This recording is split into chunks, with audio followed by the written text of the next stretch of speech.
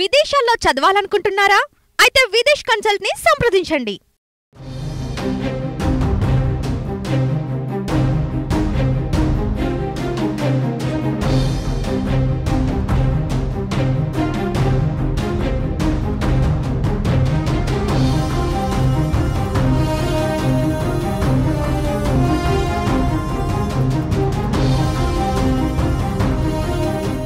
YCP పార్టీకి మరో shock తగిలింది. మాజీ మంత్రి, వైసీపీ మహిళా నేత విడుదల రజని పైన ఏసీబీ కేసు నమోదు చేసింది.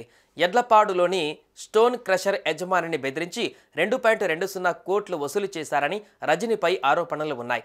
ఇదే విషయంలో ఐపీఎస్ జాషువా పైన కేసు నమోదు చేసింది ఏసీబీ.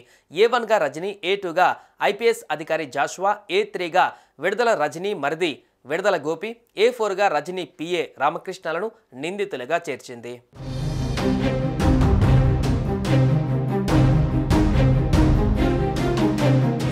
గత ప్రభుత్వ హయాంలో ఓ స్టోన్ క్రషర్ యజమానిని బెదిరించి 2.02 కోట్లు వసూలు చేశారనే ఆరోపణలతో రజని పైన ఏసీబీ కేసు నమోదు చేసింది.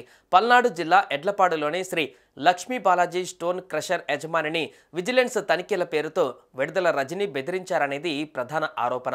ఆమెతో పాటు నాటి గుంటూరు ఆర్ఓఈఓ ఐపీఎస్ అధికారి పల్లె జాషువాతో సహా మరికొందరిపైన ఏసీబీ కేసు నమోదు చేసింది. లంచం తీసుకోవడం, అనుచిత లబ్ధి కలిగించడం, నేరపూరిత కుట్ర, బెదిరింపు తదితర చర్యలు అవినీతి నిరోధక చట్టంలోని 7(7)A, ఐపీసీ 384, 120B సహా పలు సెక్షన్లను చేర్చింది. ఇందులో A1గా విడుదల రజని, A2గా ఐపీఎస్ పల్లె జాషువా, A3గా విడుదల రజని మరిది గోపి, A4గా రజని పిఏ దొడ్డ రామకృష్ణలుగా పేర్కొంది.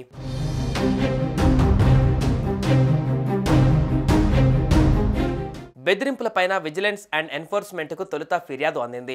దీంతో అప్పటికి ఏసీబీ డీజీగా ఉన్న హరీష్ కుమార్ గుప్తా విచారణ చేపట్టి నివేదికను ప్రభుత్వానికి సమర్పించారు.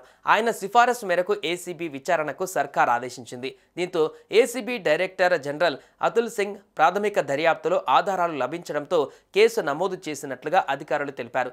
చట్టాన్ని ఉల్లంఘించిన ఐపీఎస్ అధికారి జాషువాపై చర్యకు విజిలెన్స్ సిఫారసు చేసింది. ఆల్ ఇండియా సర్వీస్ రూల్స్ 1970 ప్రకారం జాషువా చాలా పెద్ద తప్పు చేశారని పేర్కొంది. సివిల్ సర్వీస్ అధికారి చట్టాన్ని పక్కన పెట్టి పై అధికారుల అనుమతి లేకుండా అధికార పార్టీ నేతల స్వప్రయోజనాల కోసం పనిచేయడాన్ని నేరంగా పరిగణించింది. ఎలాంటి ఫిర్యాదు లేకున్నా మైనింగ్ వ్యాపారిని బెదిరించడంతో పాటు 10 లక్షల రూపాయలు తీసుకోవడం పైన చర్య తీసుకోవచ్చని పేర్కొంది.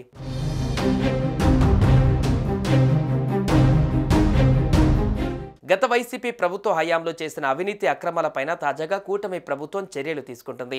ఇందులో భాగంగా ఇప్పటికే పలువురు ఎమ్మెల్యేలు, ఎంపీలు, మంత్రులు, ఎమ్మెల్సీలపైన రాష్ట్ర వ్యాప్తంగా కేసులు నమోదు కాగా విచారణ కొనసాగుతున్న విషయం తెలిసిందే. ఈ క్రమంలో మాజీ మంత్రి రజని పైన సిబిఐ అధికారులు కేసు నమోదు చేసినట్లు తెలుస్తోంది.